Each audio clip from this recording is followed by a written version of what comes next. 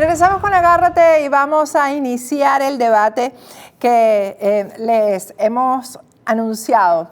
Y pues yo me siento aquí como la mamá de todos ellos, pero bueno, vamos a comenzar porque soy la que tiene más años ejerciendo el oficio de periodista, pero además soy la mayor de todos. Trataré de no opinar porque quiero escucharlos a todos ellos. Vamos a comenzar por el que menos está con nosotros, el que menos nos acompaña, pero no es el menos querido. Se trata de Jorge Benerra, está con nosotros allá abajo en la esquinita.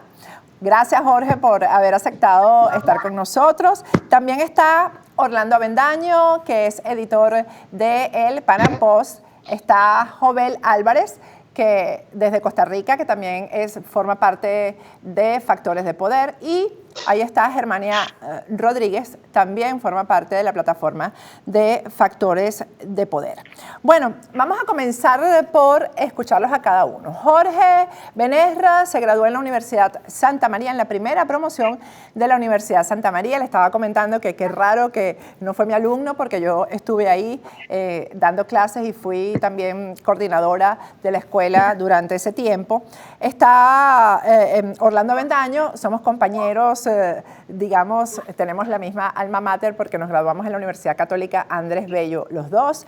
Jovel Álvarez ha hecho estudios en la Universidad Interamericana para el Desarrollo, eso es en México, y Germania Rodríguez se graduó en New York University. Ok, vamos a comenzar con la pregunta que parece tonta, pero es muy importante, porque la razón por la cual uno escogió este oficio es muy importante en el momento de desempeñarlo. Jorge Benerra, ¿por qué eres periodista? ¿Por qué lo estudiaste? Bueno, realmente, saludos a todos y gracias por esta invitación en este día tan específico, ¿no? Que es donde recordamos por qué estamos acá, ¿no? Ejerciendo más que una carrera, yo siempre lo he definido como una pasión.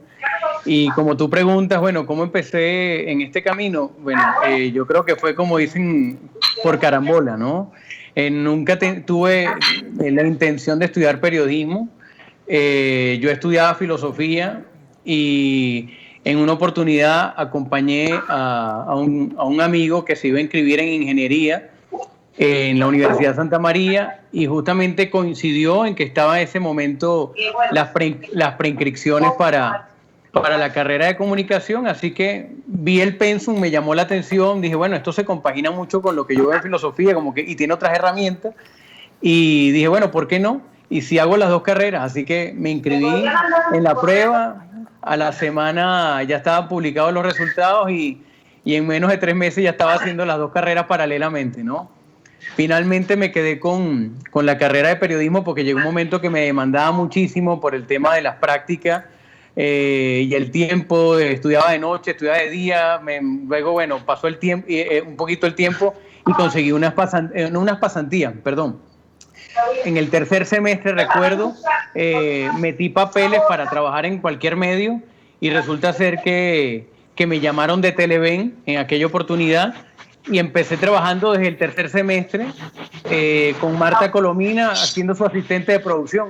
Así que desde allí empecé así, estudiando y trabajando paralelamente. Me gradué estando en Televen, pasé siendo productor de Carlos Croes, de Carlos Fernández y de una serie de programas del noticiero, 100% Venezuela, hasta luego, despegar de la televisión local y dedicarme plenamente a lo que ha sido mi especialización de alguna forma, que hacer temas en zonas conflictivas, no solamente en Venezuela, sino también en el resto de América Latina y otras partes del mundo. Yo quiero que desarrolles eso un poquito más, ¿no? Para quienes quizás no conocen tu trabajo porque tú estás detrás no estás todo el tiempo en cámara. Correcto. Los trabajos audiovisuales de Jorge en zonas de conflicto son realmente un orgullo para el periodismo venezolano. Háblanos un poquito de dónde has estado, Jorge. Hice luego de estudiar de licenciarme como comunicador, pasé a estudiar política internacional como posgrado en la Central y posteriormente tuve la oportunidad de becarme para estudiar en Israel una especialización en zonas de conflicto y allí me quedé y fui haciendo como que relaciones para seguir desarrollando el trabajo que en algún momento pensé más bien, bueno, lo que se podía hacer en Venezuela en ese momento era a lo mejor ser un presentador o estar en la página internacionales de algún periódico, pero descubrí que era mucho más allá que eso, ¿no? Creo que lamentablemente, Patricia, el periodismo en Venezuela ha tenido patas muy cortas, no ha sido un periodismo con perspectiva, con una visión mucho más global, siempre ha estado casado con los intereses de quienes manejan los medios de comunicación, que no son periodistas, son empresarios, por lo tanto no invierten nada en los noticieros. Era para mí inconcebible, luego de haber estado en una experiencia estudiando fuera de Venezuela, que nosotros en ningún medio de comunicación, para no decir, bueno, el 90% nunca tuvo un corresponsal, ni en Europa, ni en Estados Unidos, ni en Colombia, ni en que le diera una cercanía mayor, y lo que es más importante, el periodista in situ, en el lugar de los hechos, buscando la noticia.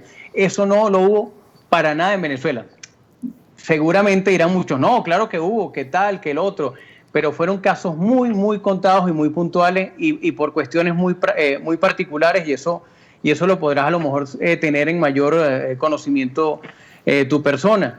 Pero bueno, a partir de allí, como decía, tuve la experiencia de hacer muchas conexiones con medios en muchas partes del mundo. Tuve la oportunidad de hacer producción en Turquía, en Alepo, cuando estalló la guerra en Siria, en el 2012, en el 2011, haciendo producción justamente, como tú dices, detrás de cámara. Y posteriormente ya había tenido alguna experiencia de producción con algunas productoras españolas. Trabajo ya desde hace ya algún tiempo, 6, 7 años, con una productora española que se llama 93 Metros. Yo produzco un programa global, vamos a llamarlo así, que se llama Clandestino. Soy el productor para David Beriaín, que es un periodista español, para este programa que se transmite en Discovery Max. Y bueno, a mí me encargan siempre, por lo general, los temas que tienen que ver con América Latina, Colombia, México, la propia Venezuela. Entonces, bueno, todos esos temas, como yo digo, siempre han estado arraigados y de alguna manera vinculados con zonas de conflicto. Bueno, la inseguridad, el secuestro, las zonas mineras de peligro que están no solamente en Venezuela, sino también en Perú, en Brasil, zonas de narcos en México. Bueno, y así, para ustedes de contar, ¿no? Un poco de lo que se ha hecho. A mí me encanta que Jorge diga todo esto, porque, por cierto, esa cuenta que finalmente cerraron, la Bebé Sin Censura, Bebé Sin Periodistas, en una oportunidad se puso a descalificar a algunos periodistas porque habían estudiado en la Universidad de Santa María. Es distinto en Venezuela a lo que ocurre aquí en Estados Unidos. En Venezuela, yo, por ejemplo, cuando contrataba a un periodista para trabajar en el medio en que yo dirigía, jamás le preguntaba dónde había estudiado, porque lo importante es cómo el periodista desarrolla el oficio. Eso no tiene nada que ver con la universidad donde estudie en Venezuela. Estados Unidos es otra cosa. Orlando, estudiaste en la Universidad Católica Andrés Bello, igual que yo, pero estudiamos en tiempos distintos, por supuesto, obviamente, ¿no? En épocas diferentes donde el país se tornaba política y socialmente de forma diferente. Hay algo muy importante que dijo Jorge y en base a algo de eso después les voy a hacer una pregunta a todos. ¿Por qué estudiaste periodismo, Orlando? Con mi experiencia, obviamente salvando las distancias que son enormes, tienen un punto de coincidencia con la de Jorge. Y bueno, primero gracias, en verdad gracias por esta oportunidad y por el espacio, y yo creo que estos encuentros son muy importantes, sobre todo en quienes coincidimos en principios y en ideas. Hay un punto de coincidencia porque es que yo tampoco quería estudiar periodismo, eso no estaba en lo absoluto en mi mente. Yo más bien, así como Jorge siempre coqueteó con la filosofía, yo lo hice con la política. A mí siempre me gustó la política, siempre desde el colegio, el hecho de involucrarme en los debates, en las discusiones, con mi familia. Yo tenía 13 años y pretendía participar en discusiones de viejos de 40, 50 años, y obviamente me marginaban, yo me frustraba, pero esa frustración también me decía, bueno, yo tengo que seguir manejando esto. Y yo, yo apliqué a Ciencias Políticas en la Universidad Central de Venezuela, no quedé, y en ese momento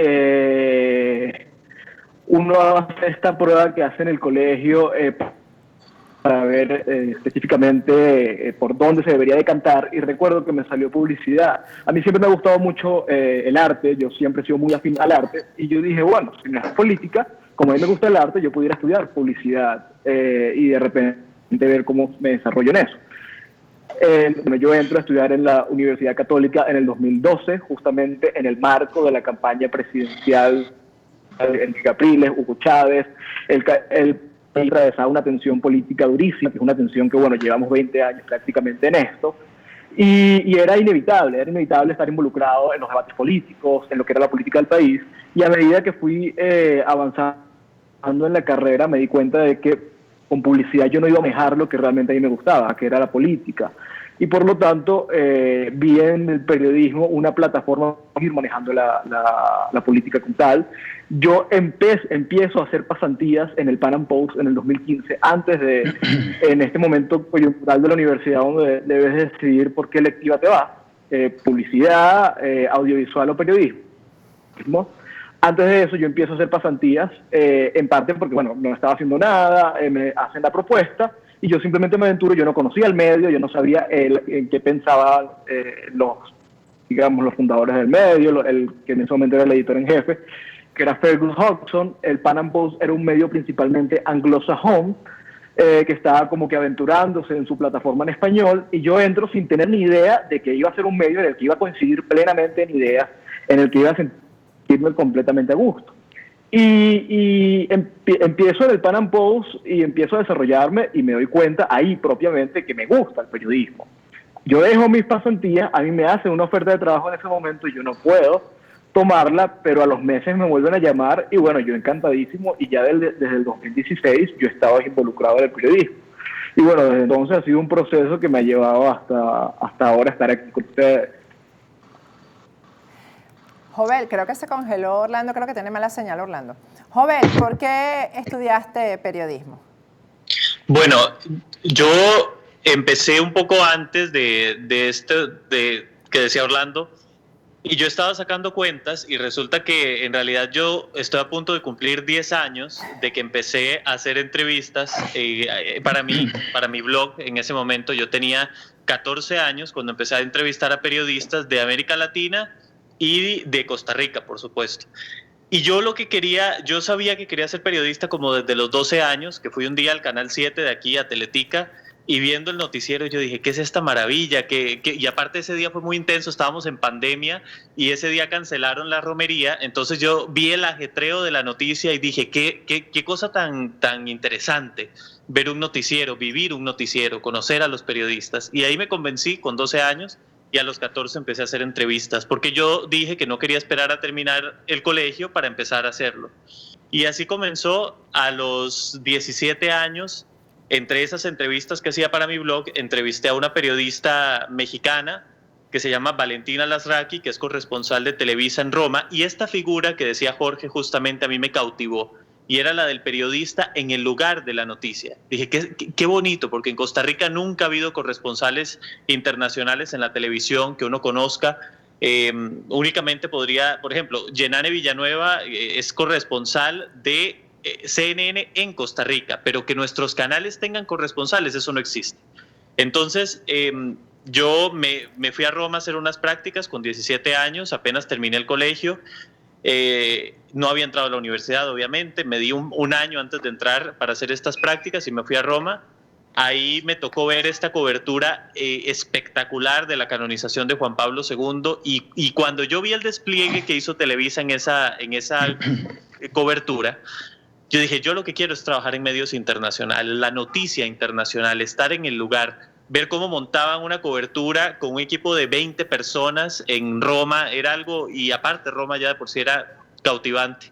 Y luego empecé a me fui a México a estudiar periodismo, primero en una universidad pública, después me pasé a una privada porque no me convencía del todo la carrera, y luego empecé a trabajar en la revista Rolling Stone en México, era entrevistador, hice algo de espectáculos, pero era como parte como del pop indie, digamos, no era exactamente como los artistas que todos conocemos. Y luego vieron que tenía potencial para entrevistar escritores y políticos, y me esforcé mucho en meter política y literatura en Rolling Stone, y ahí estuve un tiempo. Y después de eso, bueno, Univisión con María Antonieta Collins, que fue una de las grandes maestras que yo he tenido en esto. Participé como su asistente en muchas coberturas en México y en Miami también. Y ahí yo entendí que lo que yo de verdad me encantaba era la calle. Yo le he dicho muchas veces a Orlando, porque Orlando dice que yo debería ser comediante. Y entonces yo le digo, mira, es que a mí lo que me encanta es estar en la calle, reportar, contar historias. Eso es lo que a mí me llena.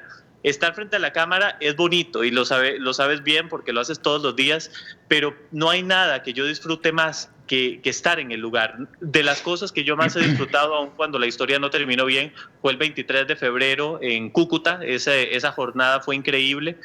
Y yo creo que el periodismo se hace en la calle. Al final, la universidad la estoy terminando todavía. Decidí pasar a distancia para poder enfocarme en trabajar y estoy a punto de terminarla. Y bueno, para tener el título que todos piden, ¿no? Pero el periodismo y lo que a mí más me llena del periodismo... Para mí nunca ha sido importante, pero bueno, de verdad, yo esas cosas... Te iba a decir, Patricia, y se lo conté hablando hace poco, cuando yo volví a México en 2018, después de una pausa, me llamaron de una revista en México muy prestigiosa y me dijeron, mira, tenemos este puesto de coeditor en jefe. Y cuando yo vi eso dije, wow, porque habían leído mis artículos en Rolling Stone. Y yo les dije, mira, yo me encanta, pero yo estudio en las mañanas, quisiera saber si puedo trabajar en las tardes. Y el director de la revista me dijo, mira, yo el título nunca te lo voy a pedir, como nunca me lo pidieron a mí. Deja la universidad y vente a trabajar. Y en ese momento yo escogí seguir en la universidad. Ahora entiendo que todo me condujo a lo que es ahora este momento de factores de poder, ¿no? Porque si no, tal vez allá seguiría. Pero eso me quedó muy en la mente, cómo los periodistas de verdad saben que el título no hace al periodista. El título no lo hace, claro, yo ahí tengo una posición, yo creo que sí hay que estudiar y hay que finalmente graduarse, ¿no? Pero no es lo que hace el periodista definitivamente. Germania Rodríguez viene de una familia de periodistas y entonces automáticamente la gente tiene que pensar, bueno, estudió periodismo porque es el negocio de la familia, por decirlo de alguna manera, ¿no? Germania se resistía, ya que voy a hablar yo por Germania. Germania se resistía a estudiar periodismo, se resistía, ella decía que no quería ser periodista. Cuéntame, sí. Germania. Mi historia se parece más a la de Jovel que a la de Orlando y Jorge, creo, porque yo nunca quise ser periodista, pero siempre fui periodista. Si eso tiene sentido, porque nací en una familia donde eso no era una carrera ni un trabajo, era el estilo de vida. Y siempre fui chismosa, siempre quería saber todo. Mi mamá se volvía loca porque yo preguntaba demasiado. Pero lo que más me ha gustado siempre es comunicar. Yo soy una periodista distinta a mi mamá porque a mi mamá le gusta investigar, meterse en todos huecos a conseguir cualquier información. A mí lo que más me gusta de esta carrera es agarrar la información y mostrársela a la gente más de mi edad de una manera que les interese y así informarlas. Sí, a mí desde que era chiquita todo el mundo va a ser periodista igual que tu mamá y tu abuelo.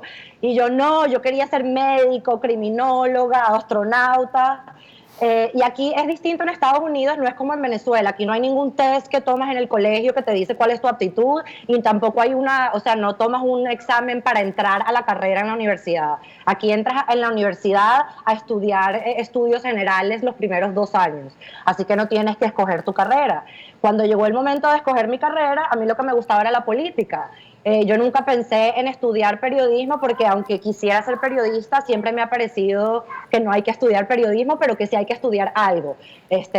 Y si puede ser tu especialidad en lo que va a ser el periodismo, mejor. Pero resulta que en mi universidad, si quieres ser periodista, te obligan a estudiar una segunda carrera, casi que diciéndote el periodismo no es suficiente en esta economía, necesitas un backup. Entonces decidí estudiar periodismo audiovisual porque a mí siempre lo que me ha gustado es escribir y pensé que ya sabía escribir, lo que necesitaba era ayuda en el tema audiovisual. Estudié periodismo y política y empecé a hacer pasantías inmediatamente de periodismo. Mi primera pasantía fue en MSNBC, después también como Jovel estuve en Rolling Stone Magazine, pero en Nueva York, y mi última pasantía en la universidad fue en CNN. Y en ese ese era un periodismo distinto al que yo crecí viendo, porque como digo, no era, el periodismo en mi familia no era de 9 a 5, no era ir a una oficina. Entonces, en ese tiempo que yo pasé como en el periodismo de corporación, que yo le llamo, porque mi trabajo fue mi primer trabajo fuera de la universidad fue en Daily Mail, que es como un tabloid, entonces escribiendo artículos que sí, mira, este perro hizo una cosa loca, qué cómico, y tienes que escribir 500 palabras sobre el perro, porque ahora el periodismo se está volviendo eso, porque es clickbait, para que la gente le dé clic al artículo.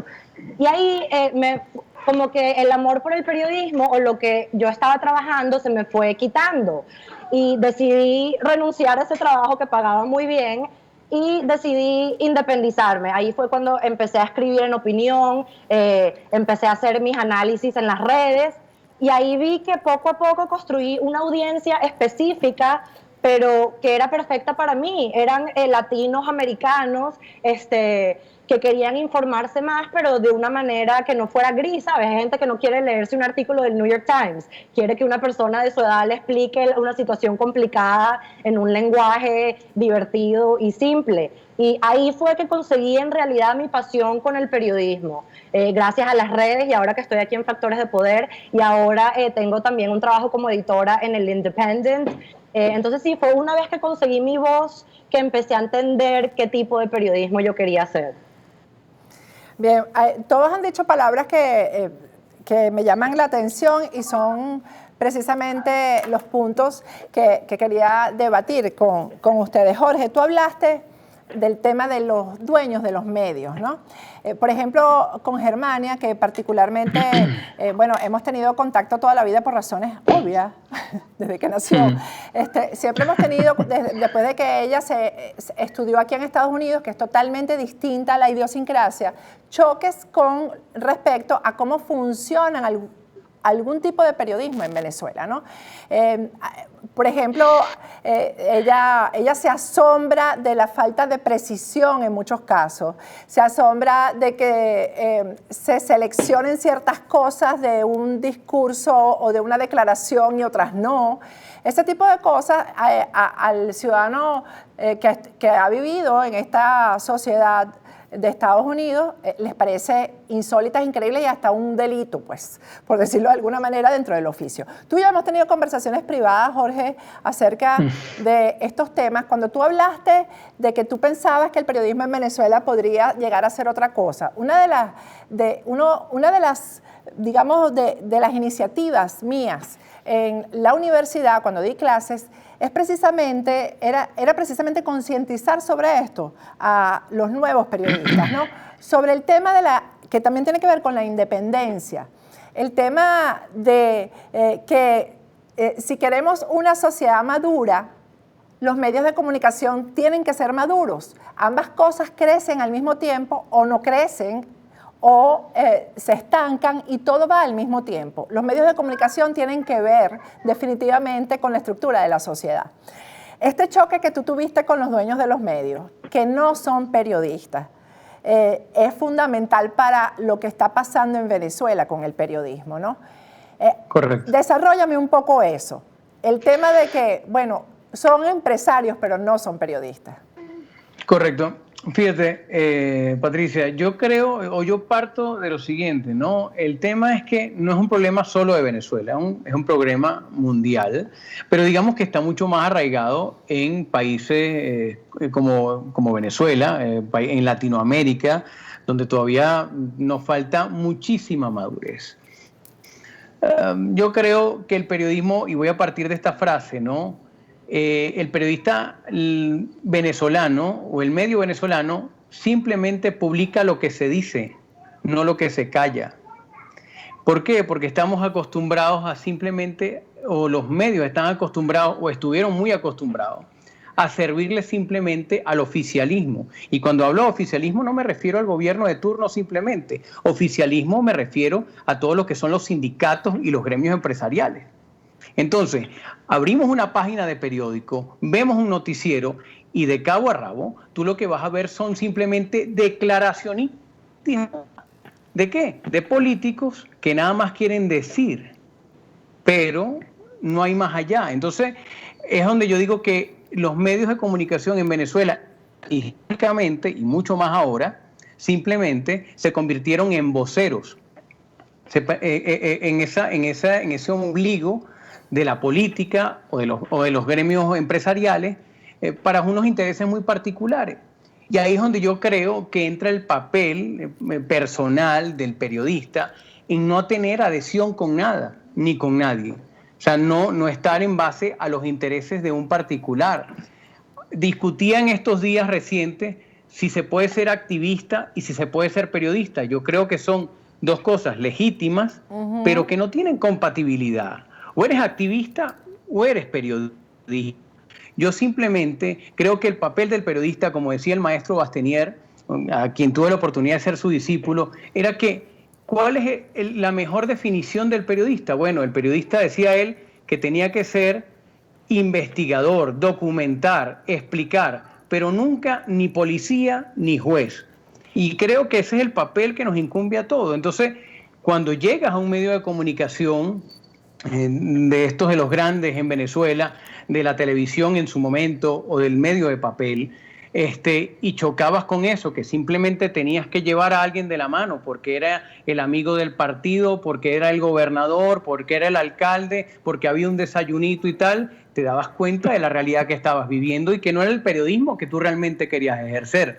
Porque el periodismo que yo he podido ejercer de otra manera no lo he hecho trabajando dentro de un medio de comunicación venezolano.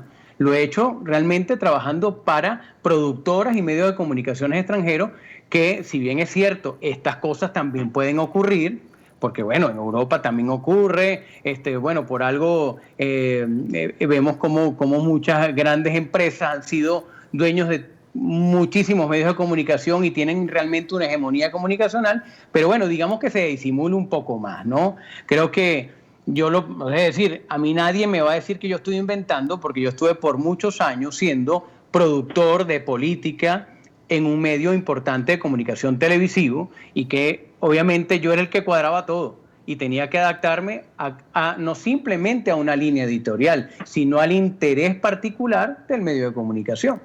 Exacto, Televen, que en este caso todos tenían las mismas condiciones y características. Claro, es decir, ojo, cuando hablo de Televen tenía lo mismo y lo hacía lo mismo Venevisión y lo hacía lo mismo Radio Caracas Televisión, porque por el hecho que hayan cerrado Radio Caracas Televisión por un hecho en particular no significa que durante los 40 o 50 años de historia de este canal no hicieron las cosas de la misma manera. Y es por eso, porque finalmente cuando uno ve la historia de la televisión venezolana, sobre todo lo de la televisión venezolana, te das cuenta de quiénes eran los dueños de los medios. Periodistas. Bueno, en el caso de la prensa escrita hay salvedades.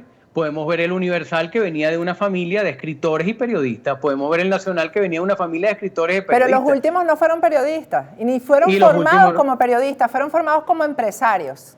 Los hijos de... Y luego tienes que entonces, ¿quiénes son los dueños de los medios de comunicación audiovisual o quiénes fueron los dueños de los medios de comunicación audiovisual en Venezuela? Simplemente empresarios que se dieron cuenta que era mucho más fácil que Miraflores viniera a tu oficina que tú a Miraflores. Y ahí podías hacer todo. Y es que eso es una verdad. O sea, la verdad, lo que yo estoy diciendo, no estoy calificando a nadie, sino simplemente es una práctica que se hizo ley. Es así y a mí me parecía un horror, porque viví la época de oro de esto que tú estás contando, que cada medio de comunicación tenía una cuota en el Congreso, por ejemplo. El bloque de Arma tenía tantos diputados, no importaba quiénes fueran, no importaba que fueran personas representativas del sector que votaba por ellos. Y eso a mí me parecía un horror siendo yo parte de una empresa familiar de periodistas, ¿no? Eso siempre me pareció un horror. Pero además, en Venezuela, el gobierno central y los gobiernos locales eran los grandes clientes publicitarios de los medios de comunicación. Entonces, si no hacías lo que el gobierno local decía, pues entonces pues no tenías la publicidad y el medio se iba a quiebra, ¿no? Ya me están mandando para el segundo segmento. Orlando y Germania, ambos hablaron de que estudiaron o les gusta la política. Y yo estoy, bueno, aquí como en este debate yo estoy de acuerdo es con Jorge y no con los demás. porque yo considero que un periodista no puede ser activista.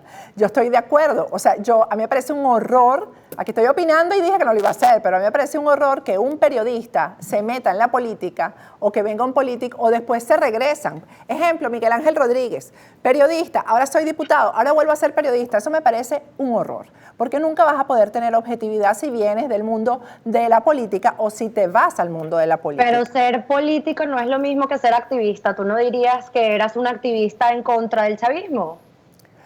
No, contra el chavismo no, contra la dictadura y a favor de la democracia. Okay. Eso es otra cosa, pero yo jamás, nadie podrá decir que yo pues era la activista de Acción Democrática, nadie podrá decir jamás que, bueno, no, de hecho todo lo que nos ha pasado ha sido precisamente por eso, ¿no? Y todo esto tiene que ver también con conseguir algo que todos hablaron, que es la independencia. La independencia nos la regalaron a la mayoría de los periodistas las redes sociales. Las redes sociales nos han dado una libertad que no lo hubiéramos tenido nunca, porque siempre hubiéramos tenido que estar sometidos a lo que es la censura de los dueños de los medios. Y eso es tan así que aquí hubo un debate, que a mí me pareció un horror también, de la Sociedad Interamericana de Prensa en la última asamblea que hubo aquí en Miami, porque el debate consistió, la Sociedad Interamericana de Prensa reúne a los dueños de la prensa escrita en América, en Hispanoamérica, y el debate consistió en cómo hacemos para acabar con las redes sociales que están acabando con los medios tradicionales. Ese fue el debate. Entonces, las redes sociales democratizaron la información, pero también le han cambiado, digamos, la mentalidad, por decirlo de alguna manera, a la sociedad que no entiende que no todo se puede creer y que no todo es información. Vamos a hablar de todo esto al regreso con Jorge Becerra, con Orlando Avendaño, Jovel Álvarez y Germania Rodríguez. Ya regresamos.